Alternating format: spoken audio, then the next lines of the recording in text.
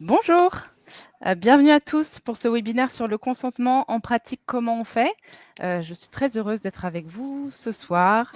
Je suis Sabine Trofimov, chargée de mission jeunesse chez France Asso Santé Auvergne-Rhône-Alpes et donc je vais être l'animatrice de ce webinaire. Et je donne tout de suite la parole à François Blanchardon, le président de France Asso Santé Auvergne-Rhône-Alpes pour introduire ce webinaire avec le gong. Parfait. Alors, bonjour à toutes et tous. Je suis vraiment ravi de vous accueillir pour ce rendez-vous et redonner aux jeunes de la région Auvergne-Rhône-Alpes sur un sujet aussi important que le consentement. C'est un concept que défend quotidiennement France Asso Santé dans un domaine qui est celui de la santé, celui du consentement aux soins dans le domaine médical. France Asso Santé, c'est une association qui promeut auprès des publics et défend les droits des usagers du système de santé. Car oui, nous avons des droits en matière de santé. Et c'est un combat quotidien pour les usagers et les associations de les faire connaître et de les défendre. Nous avons souhaité faire un pas de côté par rapport à ce concept pour aborder dans un autre domaine qui parle davantage dans le quotidien des jeunes, dans votre quotidien, qui est le domaine de la sexualité et des relationnels. Mais en réalité, finalement, que ce soit dans le domaine de la santé ou de la sexualité, des difficultés identiques se posent. Comment garantir la liberté de choix dans une relation très souvent asymétrique en termes de pouvoir, entre un patient et son médecin dans un cas, et entre un homme et une femme dans l'autre, même si les inégalités de pouvoir sont également présentes dans les relations entre personnes de même sexe. Alors, merci beaucoup d'être présent aujourd'hui pour discuter de cette question. Je vous souhaite d'excellents échanges que j'espère riches, participatifs et inspirants. Et je remercie les intervenantes qui sont avec nous. Merci beaucoup François et on se retrouve donc pour la conclusion de ce webinaire tout à l'heure. Donc effectivement, merci beaucoup aux intervenantes qui sont autour de la table d'être là. On a beaucoup de chance ce soir. Et donc, je vais vous présenter. On a l'association étudiante CLIT de Lyon 1, collectif libre et inclusif pour toutes et tous, avec Justine, Camille et Chiara. Bonsoir à vous. Bonsoir. Bonsoir. Cécile Miel, sexologue et psychologue au Centre ressources pour intervenants auprès des auteurs de violences sexuelles Auvergne, donc le CRIAVS. Bienvenue. Merci beaucoup. Bonsoir. Merci pour l'invitation.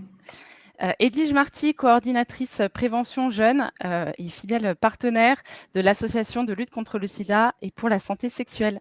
Bonsoir Edwige. Bonsoir, merci beaucoup pour l'invitation. Et enfin, Emeline Borne, chargée de prévention au service de santé universitaire Clermont-Auvergne. Bonsoir Emeline, merci beaucoup. Bonsoir. Et je précise que ce webinaire a été mis en place en partenariat avec le service de santé universitaire Clermont-Auvergne, avec un grand plaisir. Merci pour votre confiance, pour votre soutien. Et on va avoir d'ici peu, pas moins que le directeur du service de santé universitaire Clermont-Auvergne, Laurent Gerbeau, qui modérera le chat. Quelques principes avant de commencer et d'entrer dans le vif du sujet. Vous rappeler que c'est important aujourd'hui, ce soir, de respecter la parole de l'autre et d'être ouvert en fait aux remarques qui peuvent être faites. Donc, on va essayer de ne pas juger ce soir et d'être vraiment dans le respect de la parole de l'autre. Et aussi, bien sûr, la priorité va être aux questions des jeunes, parce que je sais qu'il y a certains professionnels qui sont là ce soir, mais on donne la priorité aux questions des 16-25 ans, même si, bien sûr, ce webinaire est ouvert à tous.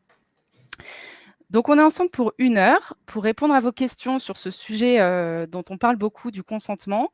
L'objectif, c'est vraiment de répondre à vos questions concrètement et on a la chance d'avoir reçu pas mal de questions de votre part.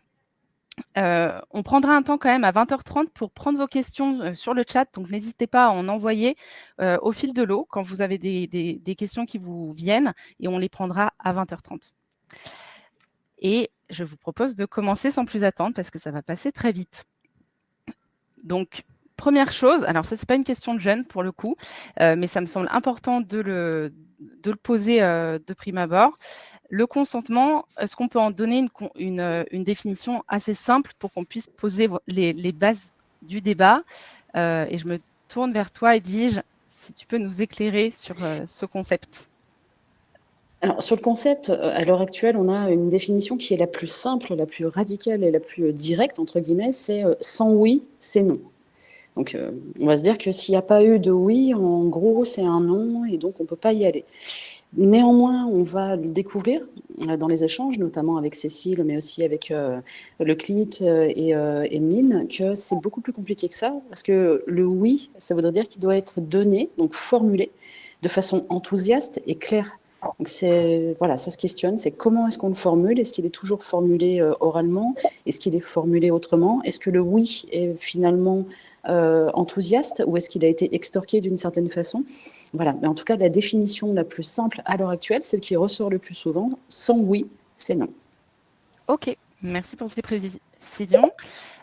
D'autres questions qui tournent autour de la définition du consentement, avec les frontières du consentement. En fait, le lien entre consentement et viol, elle peut être parfois fine. On a eu 3 questions par rapport à ça. Et je vais me tourner vers Cécile Miel du CRIAVS pour nous répondre. Donc, une question, le consentement oral est-il reconnu légalement? Si oui, comment peut-on prouver qu'il y a eu ou non un consentement oral? Donc ça, c'est une question de Géraldine. Et une autre question qui est assez proche, quelle est la chance de punir quelqu'un qui agit sans consentement? Alors, déjà, moi, je vais compléter ce que disait Edwige.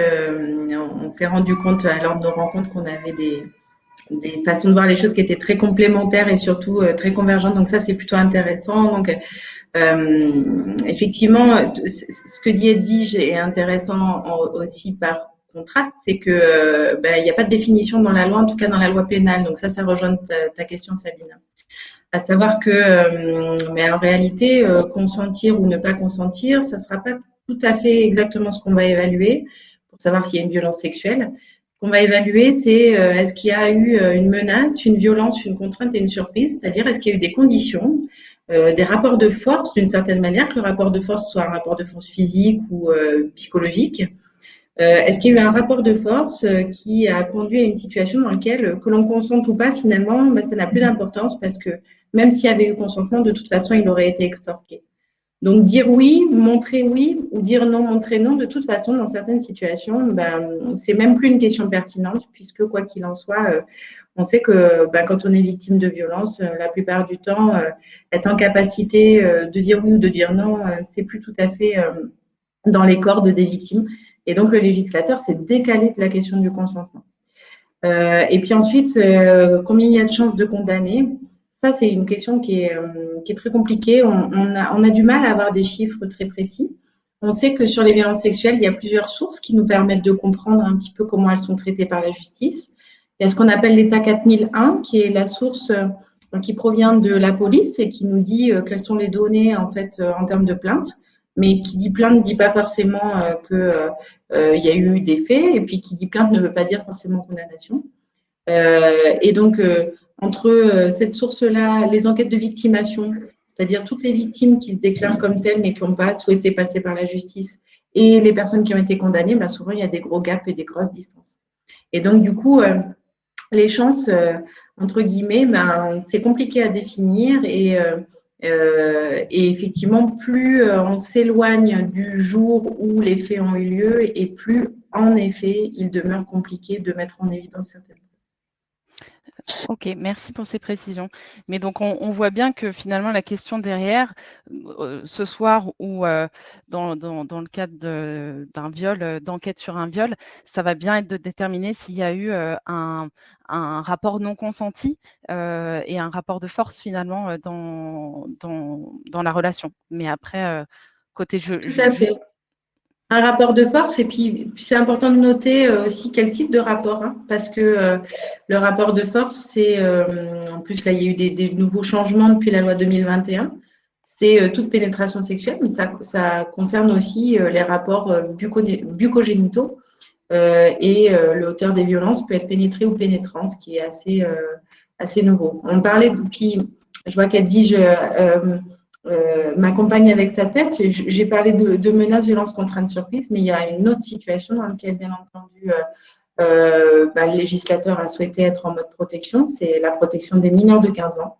Et là, c'est très important d'avoir en tête que 15 ans, c'est la majorité sexuelle. Et ça ne veut pas dire que ça pose un interdit sur les jeunes qui ont moins de 15 ans. Ça ne veut pas dire qu'on leur interdit la sexualité. Ça ne veut pas dire qu'on dit qu'ils ne sont pas capables de consentir. Mais ça veut dire en revanche aux adultes, à ceux qui ont plus de 18 ans, que jamais ils ont le droit de toucher à quelqu'un qui en a moins de 15, parce que ça engendrerait de fait un rapport de force dans lequel la question du consentement, à nouveau, n'est plus pertinente. Ok. On a eu une autre question assez encore sur le lien entre viol et consentement, mais un petit peu décalé par rapport au plan juridique. Ne pas dire non, céder par peur d'être rejeté, ne pas être aimé de l'autre, est-ce un viol? Question d'Emmanuel. Donc, Edwige, je ne sais pas si tu veux répondre, je prends spontanément la parole. De toute façon, si toutefois il devait y avoir une procédure judiciaire, on établirait dans quelle mesure céder a été réalisé sous une contrainte en fait morale dans le cadre d'un rapport de force. Et en effet, céder parfois, notamment céder quand c'est un supérieur hiérarchique, céder quand il y a des violences conjugales par exemple et que c'est compliqué parce qu'on a peur, céder, etc. Bon, les circonstances sont de telle sorte que on va retenir une contrainte dans le rapport sexuel. En revanche, il arrive dans la vie sexuelle de tout un chacun de ne pas avoir super envie un jour ou un soir, mais puis finalement de se laisser tenter et de céder entre guillemets. Mais là, pour le coup, on n'est pas dans le cadre d'un rapport de force, on est dans un rapport réciproque et simplement on a changé d'avis parce que peut-être notre partenaire intime a su nous donner envie et c'est une autre façon de céder. Et là, pour le coup, il n'y a pas d'absence de consentement. Au fond, sur un continuum entre absence de désir et absence de consentement, il y a cette fameuse zone grise qui ne doit pas devenir un alibi pour s'autoriser à des violences sexuelles, mais qui existe et qui fait que c'est un sujet qui est complexe. Voilà. ok, merci. On va poursuivre sur la question plus des pratiques, de savoir comment savoir si l'autre est ok ou pas. Et je vais me tourner vers les 3 membres de l'association CLIT de Lyon 1, donc collectif libre et inclusif pour toutes et tous. Comment s'assurer que sa partenaire est OK de ce qui se passe sans être trop insistant? Question de Léa. Et le corollaire, question d'Anaïs, comment dire non sans vexer l'autre personne? Est-ce que vous avez des réponses à apporter sur cette question? Oui, bien sûr. En fait, déjà, avant tout, c'est une question de communication. Déjà, la base de tout, c'est de pouvoir communiquer librement, mais sur la sexualité, mais pas que, en fait. Déjà, quelles sont les difficultés de communication ou non dans le couple ou entre les partenaires sexuels? Et après, comment dire non? C'est dire non. Enfin, en fait, il ne faut pas avoir peur, je pense, de vexer la personne. C'est les émotions de la personne. Je pense que ça se gère après. C'est aussi à chacun de savoir gérer le non et d'en discuter après de comment éventuellement chacun s'est senti face à ça. Mais je pense qu'avant tout, il ne faut pas avoir peur de dire non tant que ça ne nous met pas en danger aussi, parce que des fois, certains rapports de force fait que le non est difficilement prononçable. Et comment s'assurer que sa partenaire a envie? Je pense que le plus simple, c'est de poser la question. Et je pense qu'il faut se détacher du fait que poser la question, ça coupe forcément toute envie, que ça casse un peu l'ambiance, que c'est insister. Parce qu'il y a des manières de prononcer, enfin, des fois avec le ton de la voix ou quoi, ça peut même être dans l'action et continuer un peu engendrer du désir aussi, de poser la question. Je pense qu'on peut arriver à changer un peu la connotation de ces questions-là. Et si jamais on a peur de vexer son ou sa partenaire en disant non, et qu'on se sent capable et qu'on n'a pas de problème avec évoquer les raisons du non, on peut les dire aussi. On peut dire, c'est pas que je t'aime plus, c'est pas que je te désire plus et c'est pas que je te trouve pas désirable, simplement que en ce moment, moi, j'ai pas envie.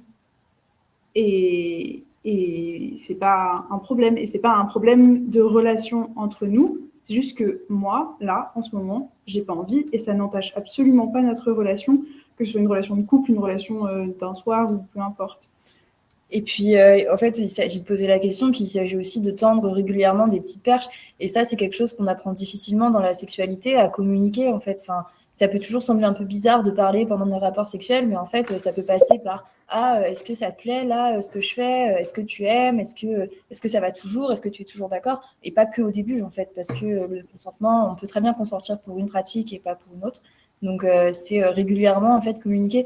Et du coup, ça passe par s'entraîner, en fait, aussi à parler avec son partenaire, quoi, à dire les choses qui vont, mais qui vont pas bien aussi. Et après, des astuces qui sont aussi souvent utilisées quand il y a des personnes qui ont du mal à s'exprimer, c'est la mise en place de ce qu'on appelle des safe words. C'est des mots qui soit ont un rapport avec le nom, par exemple un stop ou quoi, soit des mots qui n'ont rien à voir, par exemple courgette, enfin, je sais pas, mais un mot qui est facilement utilisable par les personnes, et que quand ce mot-là est sorti, tout s'arrête et on en discute. Ou des gestes dans le même sens, ça peut être, si jamais ça va pas, des fois c'est dur de verbaliser, et tu fais tel geste et je comprends que là, juste, il faut qu'on s'arrête et on en parle et on voit. Et ça peut permettre au début en tout cas, faciliter la verbalisation du fait qu'il y a quelque chose qui va pas. Et après, plus on le verbalise, plus ça devient facile aussi de poser ses limites par rapport à l'autre. Et c'est encore une fois des deux côtés, je pense qu'il faut arriver à s'entraîner et que ça devienne une habitude aussi.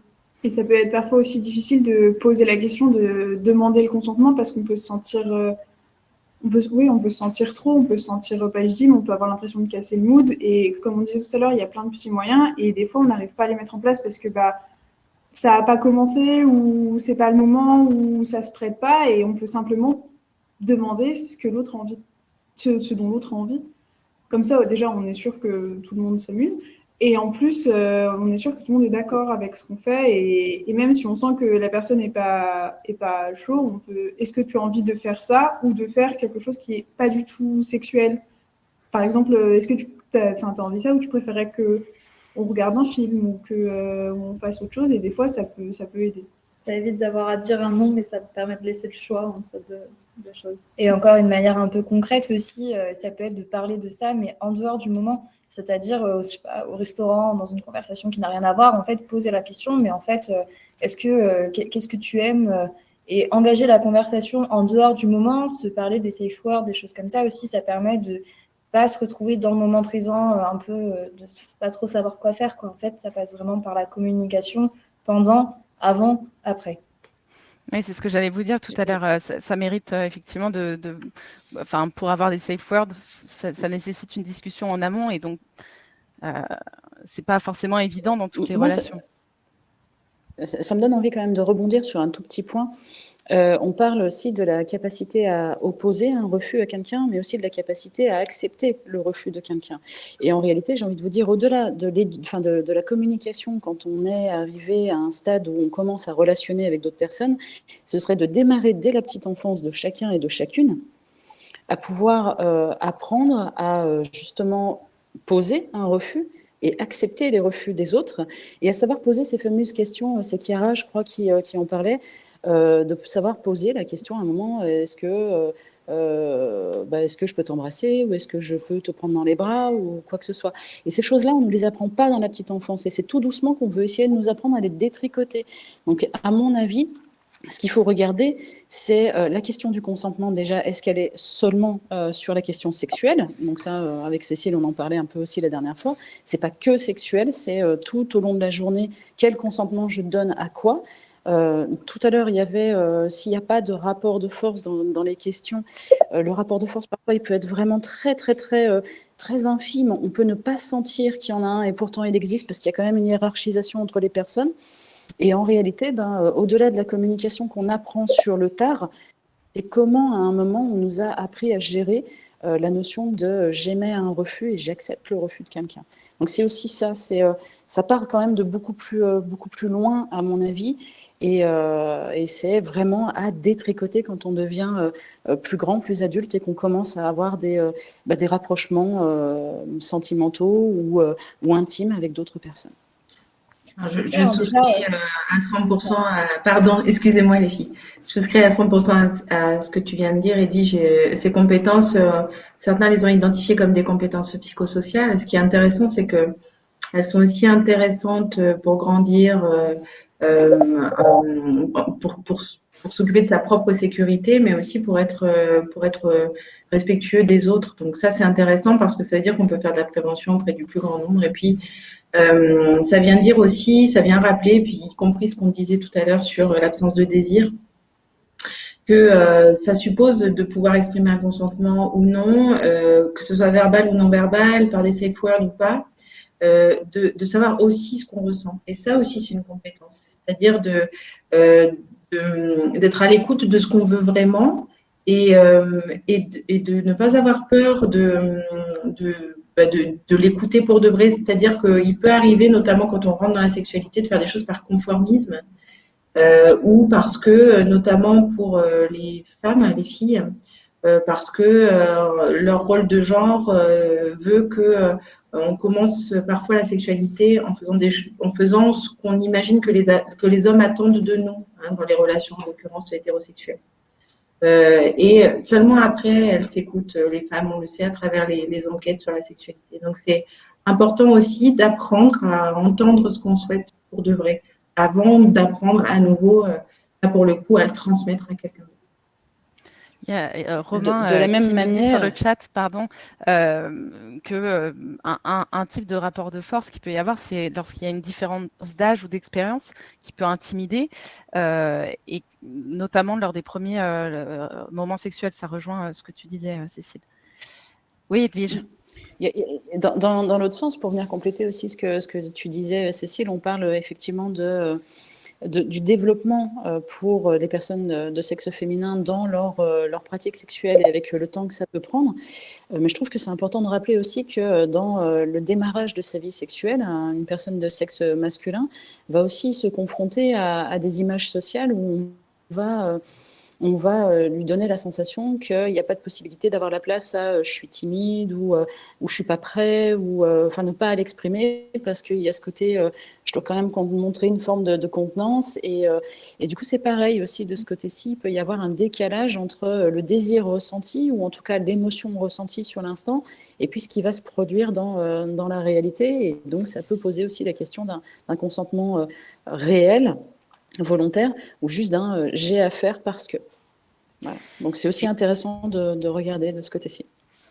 Et donc comment faire donc je me dis là spontanément que après une relation, un rapport, il faut se poser des questions, faire une sorte de rétroaction de ce qui s'est passé. Mais sur le moment, est-ce qu'il n'y a pas des signes qu'on peut interpréter pour soi ou pour l'autre pour bien s'assurer qu'en fait le oui qu'on nous dit est un vrai oui en fait. Il y a eu plusieurs questions dans ce sens-là. Jessica par exemple qui nous dit qui dit mot consent, cet adage s'applique-t-il à la question du consentement, ou Anne-Marie, entre obéir, consentir, langage du corps, quel moyen pour se faire entendre. Voilà. Et encore une autre question qui est intéressante qu'on abordera tout à l'heure peut-être, c'est le consentement est-il uniforme, toutes les personnes l'expriment-elles de la même manière? La dernière question répond au reste, c'est-à-dire que non, il n'y a pas de consentement uniforme. Et d'ailleurs, c'est intéressant de voir que les chercheurs, il y a des chercheurs qui ont essayé d'établir s'il y avait une corrélation entre le niveau de volonté intérieure, le niveau d'adhésion à un désir à l'intérieur, et donc ils l'ont échelonné sur une échelle de internal consentement scale, et la façon dont on l'exprime, c'est-à-dire plus ou moins explicitement. Et en fait, non, selon les personnalités, selon son rapport au corps aussi, selon la façon dont on a appris à s'exprimer dans sa famille, les choses vont se dire ou se montrer de façon très différente, parfois de façon très subtile. Donc, il y a un enjeu, une fois de plus, on répète, certes, dans l'expression, mais il y a aussi un enjeu dans la réception. Il faut être attentif tout le temps et surtout, quand il y a un doute, se poser la question et poser la question. Et là, je rejoins nos collègues du CLIT, vraiment. Pour rebondir sur cette question, moi, il me semble aussi un petit peu, entre guillemets, dangereux de se fier à l'interprétation des signaux parce que vraiment, en fonction de son genre, on n'est quand même pas socialisé de la même manière à l'empathie. Enfin, on n'a quand même pas la même culture selon qu'on a été éduqué comme une fille ou qu'on a été éduqué comme un garçon à essayer d'analyser les émotions des autres et autres. Donc, on peut vraiment avoir des gros biais de différence d'interprétation du langage non verbal. Donc, surtout en début de relation, ça me semble un petit peu dangereux de se dire, d'interpréter les réactions. Ça peut laisser place à beaucoup d'ambiguïté, beaucoup aussi de choses, un peu de drame au final, quoi, parce qu'il y en a énormément des histoires de relations sans consentement, en fait, tout ça parce qu'il y avait des erreurs de communication, des signaux mal interprétés. Donc, en fait, il faut vraiment éclaircir les choses, quoi. Et seulement après, à force de connaître la personne, à voir. Après, le curseur, il est à placer. Mais quand même, l'interprétation des langages non-verbaux, ça peut laisser place à beaucoup de choses pas chouettes. Comme disait... Et ça peut laisser place... Pardon. Juste comme disait Cécile, du coup, il faut vraiment, en cas de doute, considérer que c'est un non avant d'avoir eu la réponse de la personne. Et juste avant de laisser la parole, je fais juste une petite parenthèse. C'est vrai que nous, on a l'habitude, en général, quand on aborde ce genre de sujet, de faire un petit trigger warning, parce que c'est vrai qu'on parle de sujets difficiles, et c'est vrai que là, on parle d'écoute de soi. Donc, je m'adresse à toutes les personnes qui nous écoutent. Écoutez-vous, et si là, des moments où vous ne vous sentez pas bien, sentez-vous libre de quitter, même si les réponses vous intéressent ou quoi, c'est hyper important, parce que c'est vraiment des sujets pas faciles, et c'est vrai qu'on a oublié de le faire en début, mais bon, ça nous paraît important à chaque fois de faire ce petit rappel. Donc voilà, protégez-vous, même en ce moment, parce que souvent, quand le sujet nous intéresse, c'est pas pour rien, donc voilà. Merci pour ce rappel, tu fais bien. Et effectivement, juste pour venir compléter un truc que tu disais, Justine, et que je trouve intéressant, c'est ce côté, culturellement, on n'a pas forcément la même éducation en fonction des genres, mais j'ai envie de dire qu'on va aussi le retrouver quand on se retrouve face à une personne qui est justement d'une autre culture ou d'un autre coin du monde, où pareil, là, les langages paraverbaux ou non-verbaux ou physiques, il peut y avoir un décalage et donc une incompréhension aussi qui peut exister. Et donc, on peut la retrouver à ce moment-là, y compris dans un couple d'hommes ou dans un couple de femmes, mais une différence culturelle ou traditionnelle ou éducative qui va aussi engendrer cette question-là. Donc, c'est pour ça que ces signaux-là, quand on a la sensation d'être dans l'interprétation, il est préférable de s'arrêter et de questionner, de verbaliser ces questions, et voire même de partir de soi en disant écoute, je ne suis pas certain ou je ne suis pas certaine qu'on soit sur la même longueur d'onde. Est-ce que c'est vraiment bon pour toi? Voilà, d'oser vraiment poser ouvertement sa question et de partir de soi en se disant je ne suis pas sûre, j'ai besoin que tu me rassures, entre guillemets. Oui, puis ça peut passer vraiment aussi par des petits entraînements au quotidien, ne serait-ce demander le consentement avant d'embrasser, parce qu'au final, ça, c'est aussi quelque chose qu'on ne fait jamais. Et puis dans les films, les séries, toutes les représentations qu'on a autour de soi ne sont pas du tout favorables à ça. Donc ça peut passer par un entraînement. Avant d'embrasser quelqu'un, c'est bon, est-ce que tu es d'accord pour que je t'embrasse? Et vraiment, en plus de ça, ça tend des perches, et la personne en face se sentira beaucoup plus libre après de pouvoir parler, prendre la parole et d'intervenir.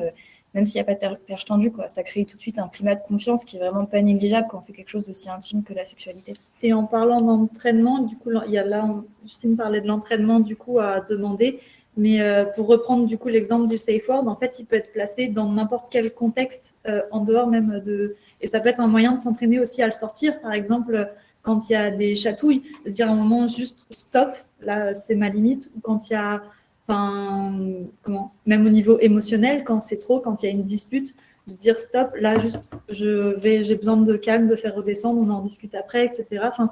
C'est quelque chose qui peut être utilisé aussi au quotidien pour s'entraîner à poser ses limites de manière générale, parce que c'est un sujet qui et ça fonctionne aussi pour d'autres domaines. Pardon, je te coupe, c'est Garance, je crois. Non, c'est pas ça. Si.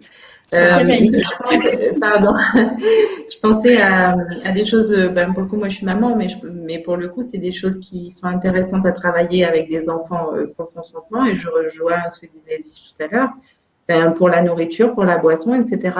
Quand on dit est-ce que tu en veux d'autres et que l'enfant dit non et que tu resserres dans l'assiette, c'est la même chose dans un couple. Quand tu n'as plus envie de boire et qu'on te resserre quand même dans ton verre, etc. C'est tous ces éléments-là concernent déjà le consentement et le fait de ressentir ses limites et de savoir les affirmer de façon saine et sereine. Et c'est pas toujours simple, évidemment, de soi à soi, de pouvoir avoir la confiance suffisante d'affirmer ça. Et puis, quand on est dans l'entourage, c'est aussi s'entraîner au quotidien, y compris pour des éléments non sexuels, d'entendre les limites de l'autre et de ne pas les prendre pour soi. Parce que quand on les prend pour soi, au final, c'est que une certaine dimension d'égocentrisme hein, quand même. Donc, quand quelqu'un pose la limite, c'est pas contre nous, c'est que c'est sa limite à lui. Voilà. Et ça intervient aussi pour les enfants. Enfin, c'est souvent qu'on entend, en France, on fait beaucoup la bise. Et c'est souvent que c'est fais bisous à tonton, fais un bisou à tata pour dire bonjour, pour dire au revoir, pour dire merci.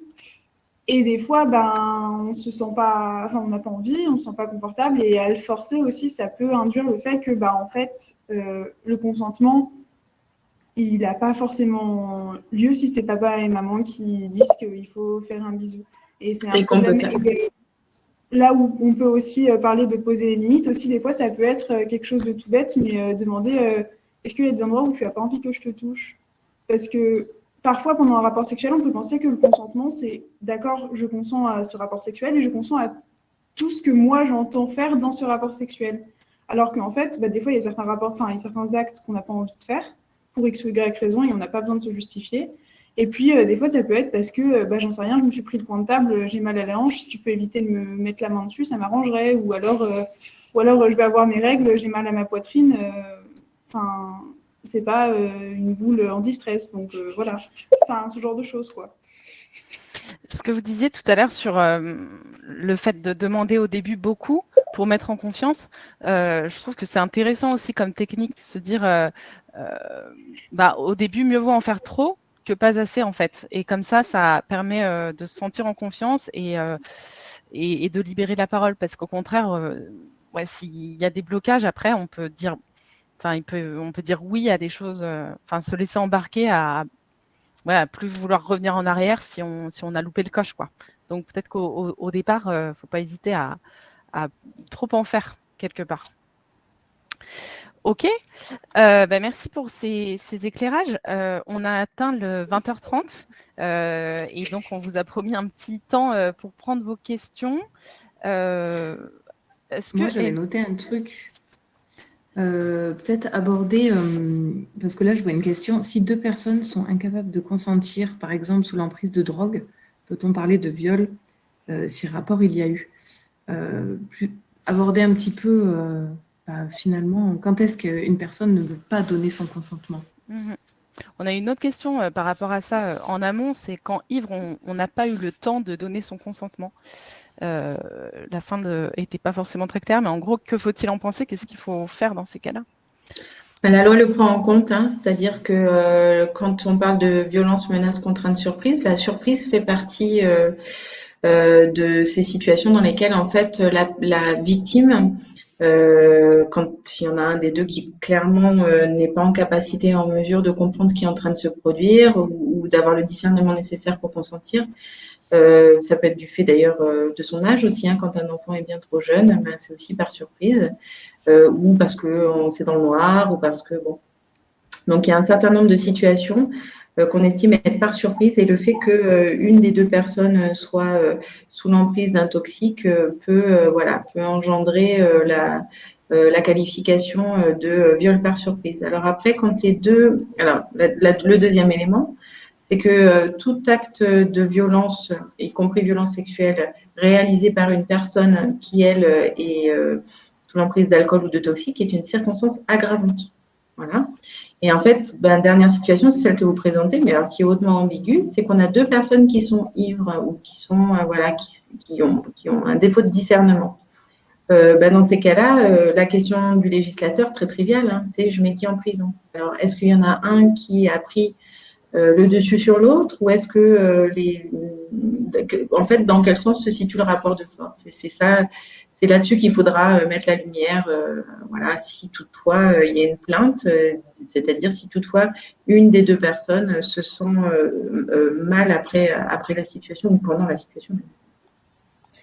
Et puis moi, je vais peut-être être un peu plus directe, mais en fait, je pense que si on n'est pas capable de respecter le consentement des autres, il ne faut pas boire dans ce cas. Enfin, on ne se met pas dans une situation comme ça, parce que en fait, il y a une question. Enfin, l'alcool va désinhiber un caractère, un comportement. Donc en fait, si les limites sont pas claires quand on est sobre, c'est sûr que sous emprise de l'alcool, on sera encore moins attentif, on posera encore moins de questions.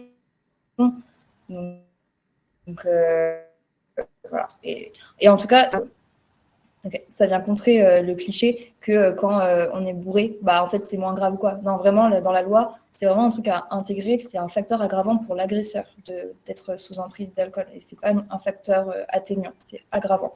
Donc, voilà. Et juste à titre, je ne sais pas si on l'a dit plus tôt, mais quand c'est aussi un ex-conjoint ou partenaire et quand c'est un partenaire actuel, c'est aussi un facteur aggravant.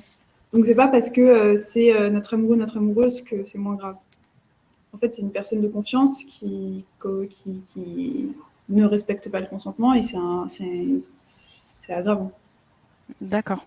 Et concernant la question par rapport au fait de ne pas avoir le temps de consentir, en fait, quand on fait de la sexualité, quand on fait du sexe, c'est quand même important de prendre le temps justement de pouvoir en parler, quoi. Enfin, du moment, s'il n'y a pas eu le temps, c'est qu'il n'y a pas eu la perche pour... voilà, c'est par surprise, il n'y a pas eu consentement, en fait. Donc...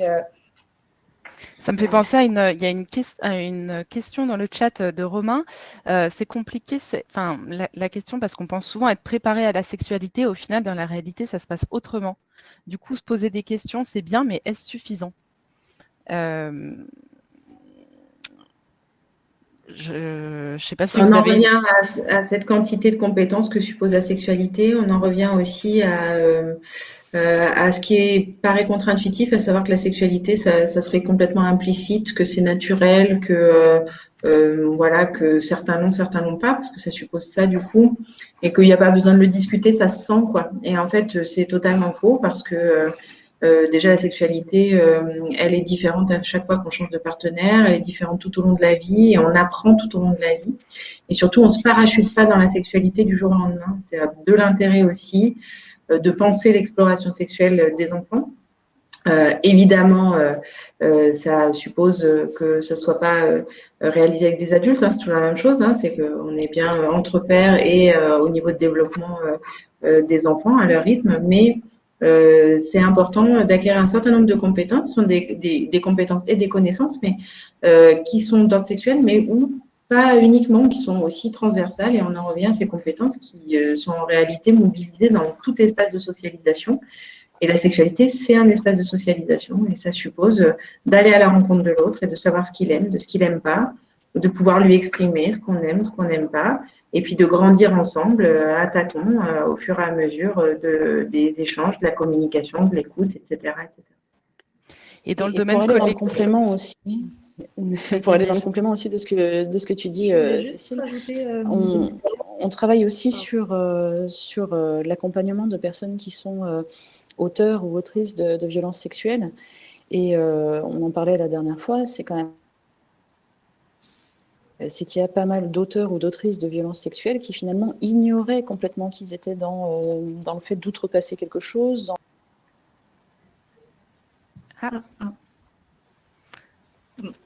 Du coup, vu qu'elle est partie, je voulais juste dire qu'elle est revenue. Edwige, en fait, voilà, j'ai eu une petite perte. Donc, en fait, on a constaté qu'effectivement, souvent, c'était par méconnaissance des limites, par incapacité à les identifier, puisqu'il n'y avait pas ces compétences psychosociales dont tu parlais tout à l'heure, Cécile.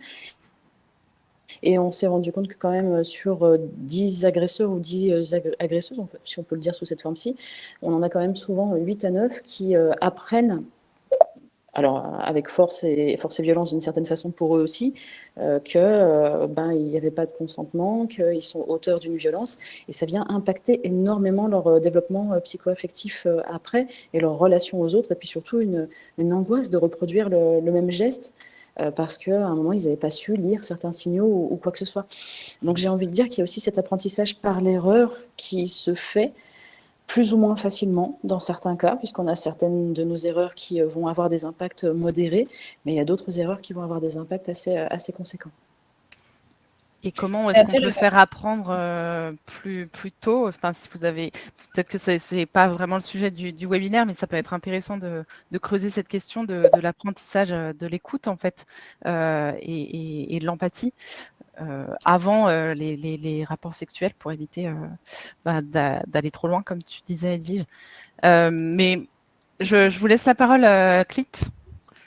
Oui, je voulais dire que la remarque était quand même très bonne parce que en fait, on a quoi actuellement pour s'éduquer à la sexualité, on n'a rien. Enfin, je sais pas si on nous entend toujours.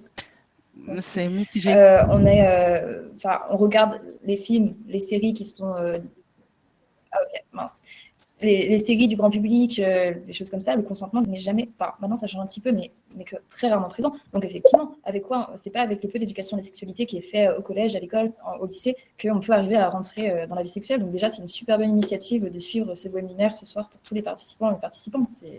C'est déjà super. Et du coup, oui, le fait de se poser des questions, je ne saurais pas répondre si c'est suffisant ou pas, parce que je pense qu'on a toujours plus à apprendre, parce qu'on est quand même dans une société qui favorise, enfin, on parle de culture du viol, c'est pas pour rien, mais c'est quand même la base, en fait, pour se déconstruire, c'est de poser des questions, d'aller chercher des ressources, de chercher différentes sources d'informations aussi. Et du coup, par exemple, en participant à ce genre de webinaire, on voit différentes associations, on peut aller voir ce que chacune propose aussi, et on élargit un peu son panel et sa réflexion comme ça aussi. Et juste, je voulais faire une petite parenthèse pour revenir à ce qu'on disait un peu avant, où on parlait un peu des situations dans lesquelles le consentement ne s'applique pas, et il y a quelque chose dont on commence un petit peu à parler sur les réseaux sociaux beaucoup, mais dont on ne parle pas beaucoup, et ça me paraît important à rappeler, c'est par exemple le retrait de préservatifs au cours d'un rapport sexuel. C'est un viol, clairement, même si je ne suis pas sûre que dans la loi ça soit explicité comme ça, mais en tout cas, je sais qu'il y a des États, par exemple en Californie, qui commencent à le légiférer comme ça. Et voilà, donc c'est retirer un préservatif au cours du rapport, par exemple, sans avoir prévenu le ou la partenaire, le consentement se retire à ce moment-là aussi, du coup. Voilà. Oui, parce que c'est pas le consentement éclairé où on a toutes les informations qu'on pensait avoir. Enfin, le consentement doit être libre et éclairé. Le contrat a changé, exactement. C'est-à-dire qu'on aurait pu estimer qu'il n'y aurait pas eu de rapport sexuel s'il n'y avait pas eu de préservatif, donc on estime que le consentement a été extorqué. Ok. Est-ce qu'il y avait d'autres questions qu'on pouvait traiter là dans le chat? Je ne suis pas sûre. Sauf si j'en ai loupé, mais je ne crois pas.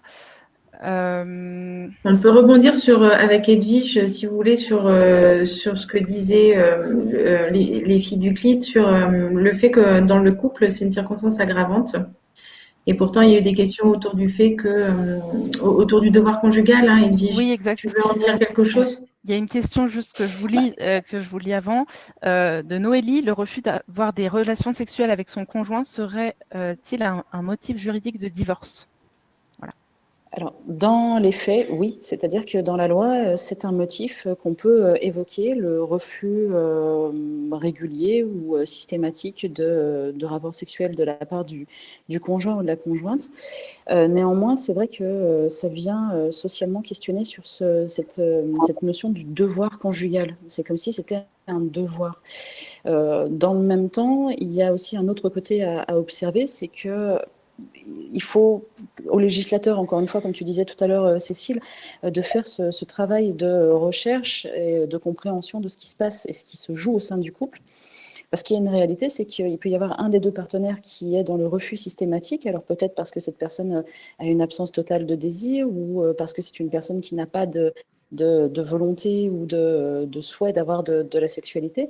Mais en face, on a une personne qui peut être en souffrance.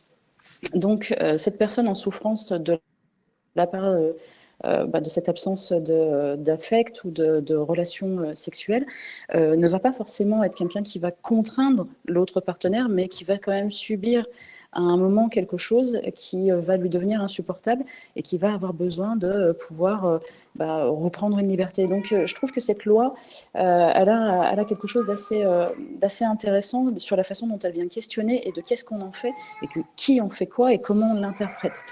Parce que finalement, elle est valable autant pour un des deux partenaires que pour l'autre. Et c'est encore une fois au législateur. Je ne sais pas ce que tu en penses, toi, Cécile. Oui, c'est ça. On parlait tout à l'heure de la hiérarchie des normes, à savoir que le code pénal prime toujours sur l'ensemble des autres codes et en particulier du code civil. Le code civil, il va régir toutes ces questions justement de couple et notamment la question du mariage, du divorce, etc.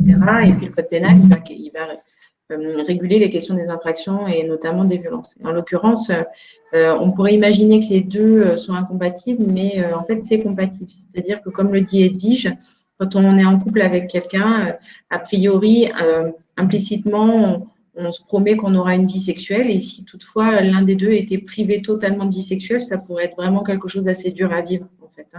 Donc, le législateur, il a estimé qu'on pouvait briser un contrat, évidemment, qui est le contrat du mariage, s'il n'y a pas de vie sexuelle. En revanche, là où le code pénal est toujours prioritaire, c'est que c'est pas parce que il doit y avoir une vie sexuelle dans un mariage, et là, on parle uniquement du mariage. Donc, le mariage, c'est pas l'ensemble des couples, c'est que le mariage.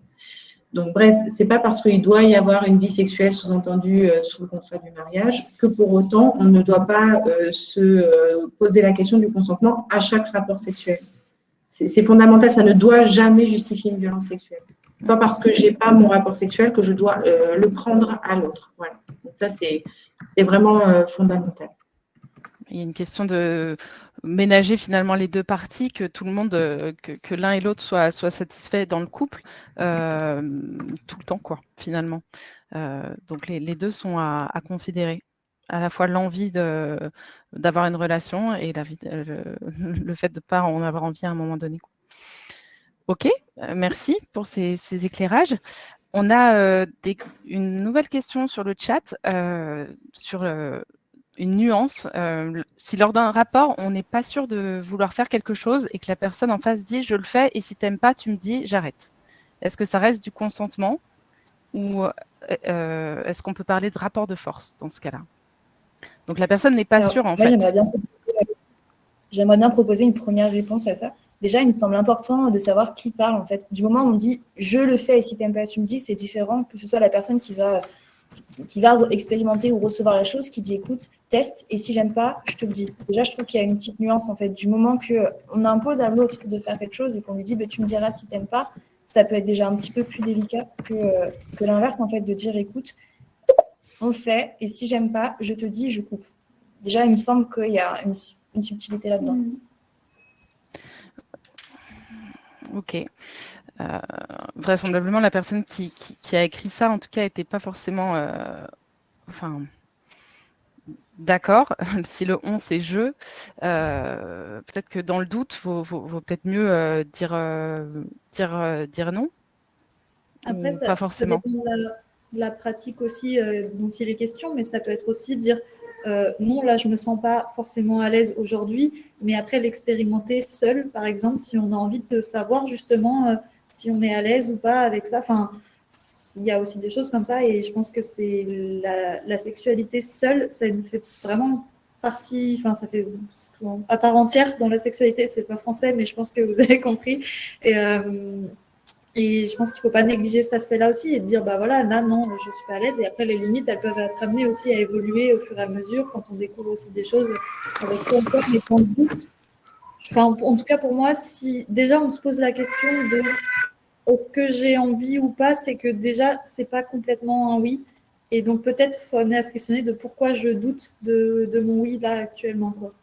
En tout cas, quand on est l'autre personne qui, enfin, comment dire, quand on est confronté à la situation où son partenaire dit « je ne sais pas si j'ai envie », l'idéal, ce serait d'éviter quelque chose comme « bon, je fais et si ça ne te va pas, tu me préviens », parce qu'en fait, ça peut être inconfortable pour l'autre personne de dire « bah ouais, mais du coup, maintenant que tu l'as fait, bah, non seulement ça ne va pas, mais en fait, c'est pire qu'avant ».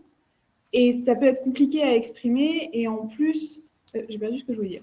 Et en plus, le je sais pas peut être aussi une forme de verbaliser un non quand c'est difficile. Ça, c'est vrai. Ouais. Puis du moment qu'en fait on dit je fais et si tu n'aimes pas tu me dis, on impose quand même. Enfin, il y a quand même quelque chose d'imposé, quoi. Donc c'est quand même assez unilatéral là-dedans, quoi. Enfin, faut essayer de… À la limite, vaut mieux peut-être, une autre possibilité, c'est de trouver une alternative. Enfin, il n'y a pas qu'une pratique. Autant essayer de trouver un terrain d'entente. Oui, et puis en plus de ça, on ouvre un petit peu le débat, mais un rapport sexuel, c'est pas forcément une pénétration du pénis dans un vagin. Enfin, en fait, il y a 1 million d'autres pratiques sexuelles qui peuvent exister. Et en plus, il y a des personnes pour qui la pénétration peut être douloureuse. Et c'est important de souligner qu'il existe plein d'autres choses qui pourraient quand même c'est quand même une sexualité plaisir, quand même une sexualité récréative, et donc qui a plein d'alternatives possibles. Mais ça aussi, l'image de la sexualité est véhiculée un petit peu, est très normée quoi, sur la pénétration. Et en fait, apprendre à consentir, apprendre à demander le consentement, ça, à mon sens, ça passe aussi par une éducation à une sexualité qui est non pénétrative. Merci. C'est un peu intéressant d'ouvrir sur ce débat-là aussi. Je voulais aborder une question qui est, on parlait d'éducation à l'empathie pour être ouvert au non. Et de l'autre côté, pour connaître quel est son propre désir, comment est-ce qu'on peut faire, comment est-ce qu'on peut s'exercer et éviter de se réveiller après le rapport et de réaliser après qu'en fait, on n'avait pas envie de faire telle ou telle chose. Est-ce que vous avez des astuces à donner? Déjà, il y a l'exploration de soi. Hein, ça fait partie de la sexualité, parce qu'en plus, là, on parle de sexualité entre partenaires intimes. Mais en réalité, la sexualité seule aussi fait partie des pratiques qui sont possibles. Donc, l'exploration, elle est fondamentale. Et s'explorer, c'est pas uniquement, d'ailleurs, la sexualité, c'est la sensualité. Beaucoup, là, je rejoins sur le fait qu'il y a une ouverture sur les pratiques possibles et sur les plaisirs possibles. Pour le coup. Et puis, quand on est tout seul, quand c'est une sexualité qui est seule, il n'y a aussi pas la peur du jugement de l'autre personne. Et comme ça, c'est plus facile parfois de d'essayer des choses et de se rendre compte que de toute façon, si ça ne nous plaît pas, on est le seul maître à bord, donc ça peut s'arrêter quand on veut. Et puis, en plus, ça permet de... parfois, il y a certaines pratiques sexuelles qui peuvent... où il peut y avoir un certain tabou, une certaine gêne, et quand on est seul, cette gêne existe moins puisque c'est une gêne vis-à-vis de soi et c'est pas une gêne, on n'a pas peur du regard d'un tiers sur nous et sur nos envies. Et des fois, ça peut être pas mal parce que ça permet de prendre confiance en soi, prendre confiance en ce qu'on veut, en ce qu'on aime. Et c'est plus facile d'assumer quelque chose avec lequel on n'est pas forcément très à l'aise à la base quand on l'a déjà, quand on est sûr de soi en fait. Après, ça supposerait que les pratiques sexuelles sont indépendantes de la personne avec qui on les fait. Or, parfois, on peut se retrouver à dire oui, alors que sur le moment, on n'a pas envie, parce que c'est avec telle personne, on n'a pas envie de le faire. Comment dire non, comment repérer et éviter ces situations-là. Enfin, on y a répondu un petit peu tout à l'heure avec le fait d'en parler en amont, essayer aussi d'éviter les situations à risque où, par exemple, ivre, on a moins de réactivité, etc. Est-ce que vous avez d'autres... Ouais, moi j'aurais tendance quand même à dire qu'il faut... c'est un peu... comment dire ? Il faut aussi adapter son discours au fait que la sexualité fait partie du risque et le risque fait partie de la sexualité, c'est-à-dire il y aura toujours des risques, en fait. Et que c'est peut-être pas ça qu'il faut éviter, c'est comment on gère en risque, en fait, aussi, et comment on les dose et comment on réduit les risques. Donc, c'est aussi ce type de prévention qu'on réalise en addiction, c'est-à-dire que on pourrait avoir ce sentiment que, voilà, faut pas prendre de risques, mais la réalité de la sexualité, c'est pas celle-là. Et donc, en fait, c'est important aussi d'avoir un discours qui soit pas culpabilisant de ce côté-là. Il y aura toujours des prises de risques. La loi, elle pourra pas réguler toutes ces prises de risques-là, mais plus on va développer une capacité de communication, une capacité d'introspection et de l'empathie, en fait, et plus on va réduire les risques qui sont reliés au fait même d'avoir une intimité avec quelqu'un. Bon, excusez-nous, j'ai une incarnation. Et par rapport au fait de savoir comment dire non, tout à l'heure, on disait que quand on avait un doute et qu'on n'osait pas, on ne savait pas comment poser la question à la personne, si elle était d'accord ou pas de proposer une alternative, ça peut être aussi soit quand on n'a pas envie et qu'on n'ose pas trop dire non, proposer aussi de dire est-ce qu'on pourrait plutôt faire ça ou je préférerais plutôt qu'on fasse ça et d'essayer de tourner aussi, ça peut être plus simple à verbaliser de la sorte sans le dire directement quand c'est trop difficile. Et sinon, quand on est une personne qui a un doute sur le consentement de l'autre individu ou des autres, peu importe, On peut aussi, quand c'est un peu au début du rapport, quand c'est la période, quand c'est le moment où on se chauffe, quoi, s'arrêter et laisser l'autre personne venir.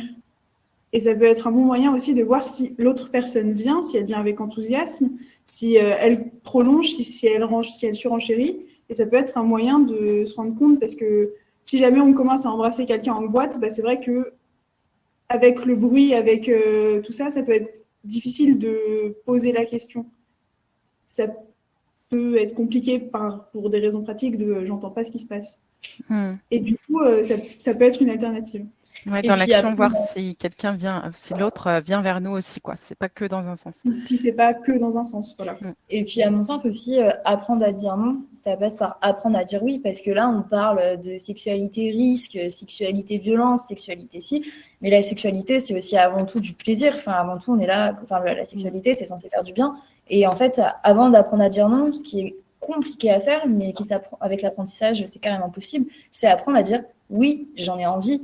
Oui, là, vraiment, j'en ai vraiment envie. Et à force de s'entraîner à dire oui, bah, dire non, ce sera d'autant plus facile et d'autant plus facilement recevable aussi par l'autre. Et ça revient en fait à ce qu'on disait au tout début de savoir ce dont on a envie ou pas aussi. Et de savoir le verbaliser et dire, bah, de savoir pour soi-même, se dire à soi-même, bah, là, je sens que j'ai envie de ça. Et après, de savoir le dire à la personne en face, bah, là, j'ai envie de ça. Entraînez-vous devant un miroir, ça marche vachement. Parler à soi-même. On parle d'écoute en réalité, c'est-à-dire que très souvent, dans le rapport à l'autre, on parle d'écouter. Mais en fait, cette écoute, la première personne à qui on doit savoir la donner ou à qui on doit apprendre à la donner, c'est soi-même. Si j'arrive à m'écouter, si j'arrive à m'entendre, si j'arrive à me comprendre, je pourrais mieux l'exprimer à mon ou à ma partenaire. Et inversement, je saurais aussi mieux entendre ce que me répondra mon ou ma partenaire.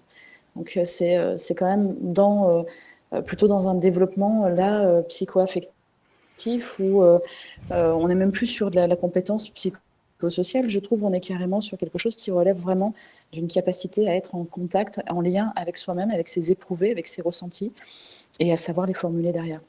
Après, il y a aussi une dimension quand même collective sur apprendre à s'écouter. Quand on pense à tout le débat actuel sur le patriarcat, le fait d'apprendre quand on est petite fille à dire, à accepter, à prendre en charge des choses, à pas trop ouvrir sa bouche, pas parler trop fort, etc.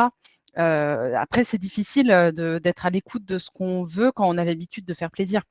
Donc, il y a aussi une charge collective derrière et très, très profonde à changer, pas seulement par rapport à soi, mais aussi dans l'éducation, dans les représentations, etc. Mais ça, c'est un vaste chantier.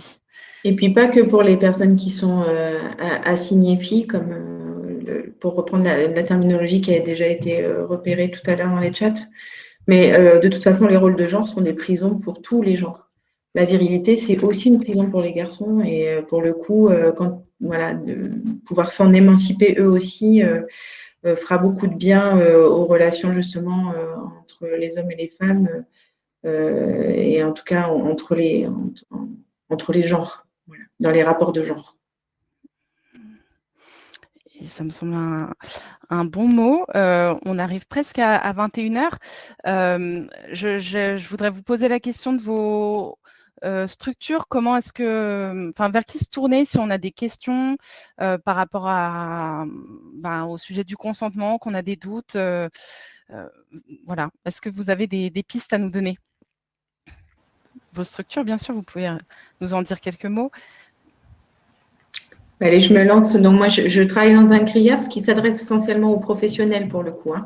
Donc, ce sont les centres ressources pour les intervenants auprès des auteurs de violences sexuelles. Donc, on travaille, nous, à la formation, la recherche, la prévention en matière de violences sexuelles, avec cette idée que il faut améliorer les prises en charge du côté des auteurs parce que l'amélioration des prises en charge des auteurs permet d'éviter justement qu'il y ait de nouvelles victimes. Et que, bien entendu, tout finalement converge vers la prévention primaire, secondaire, tertiaire. Et donc, il y a un CRIAPS par ancienne région. Il y en a un sur notre région, il y en a un à Lyon, à Grenoble, à Clermont-Ferrand. et à Saint-Étienne. C'est une région qui est très fournie en CRIAF, c'est en effet fédéré au niveau national et on peut, voilà, le cas échéant, répondre aux questions qui se posent et bien entendu intervenir sur le mode de la prévention en milieu universitaire, notamment avec le CSU. Merci Cécile. Après, on peut aussi... vas-y Camille. Nous, du coup, on peut parler de notre association aussi. Après, c'est vrai que nous, on est du coup basé à Lyon, mais là, je vois passer dans le chat une question qui demandait, mais c'est vrai qu'on est aussi là sur les réseaux sociaux. Il y a notre adresse mail qui est présente. C'est vrai que même nous, quand on fait des formations, on a souvent des étudiants et étudiantes qui viennent un peu de partout en France. Donc, ça en soi, on est en mesure de pouvoir rediriger aussi les personnes. On a un réseau d'associations, que ce soit beaucoup à l'échelle lyonnaise, mais un petit peu aussi à l'échelle nationale. Et donc, c'est possible aussi de nous contacter. Nous, on bosse aussi souvent en partenariat avec du coup le SSU de notre fac, mais je pense que c'est valable pour toutes les facultés. Pour le coup, c'est possible aussi de se rediriger vers le SSU de sa faculté aussi. S'il y a des soucis, il ne faut pas rester avec ça, en tout cas, je pense que c'est important.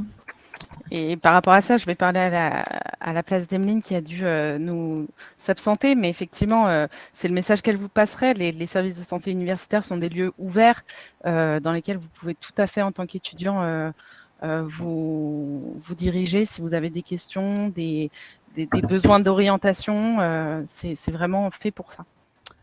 Et Edwige, justement, j'allais donner les SSU, donc les services de santé universitaires, qui sont des espaces déjà prioritaires quand on est étudiant. Mais après, ça va être tous les lieux comme les centres de planification d'éducation familiale ou tous les lieux où il va y avoir de la santé sexuelle qui va être prise en compte, des maisons du patient aussi à tous les endroits. Et pour notre part, au niveau de l'association de lutte contre le sida, nous faisons de l'éducation complète à la sexualité. Donc, j'ai vu quelques remarques sur l'éducation complète à la sexualité et telle qu'elle est faite en France. Je rejoins un préservatif sur une banane ou juste parler de l'anatomie, c'est complètement insuffisant. Et c'est absolument pas ce que nous, on fait avec les jeunes de 12 à 25 ans et prochainement avec les 6-11 ans. Notre objectif pour nous, c'est d'aider et d'accompagner à la réflexion, à une réflexion collective dans un vivre ensemble. Et ça recoupe. Et de favoriser vraiment le développement des compétences. Nous avons aussi sur Instagram mis en place les chroniques de la sexualité. Je peux vous mettre le lien là dans le chat qui s'adresse aux toutes personnes de 15 à 25 ans et sur laquelle il y a autant des vidéos qui sont proposées par notre équipe que des vidéos qui sont portées par des jeunes qui eux-mêmes font des messages de prévention. Et puis, forcément, tout un habillage et des sujets, notamment de consentement, qui avaient été abordés récemment. Merci beaucoup. N'hésite pas à mettre le lien, effectivement, dans la conversation. Et merci à tout le monde d'avoir participé. Je vais donner le mot de la fin à François Blanchardon, président de France Asso Santé Auvergne-Rhône-Alpes, pour conclure nos échanges. Oui, conclure pour déjà remercier toutes les participantes à ce webinaire. C'était vraiment très intéressant. Moi, j'ai appris aussi beaucoup de choses. Je pense qu'on a tous à apprendre sur ces questions de consentement. Oui, le consentement, c'est essentiel quand on parle de santé, quand on parle de sexualité.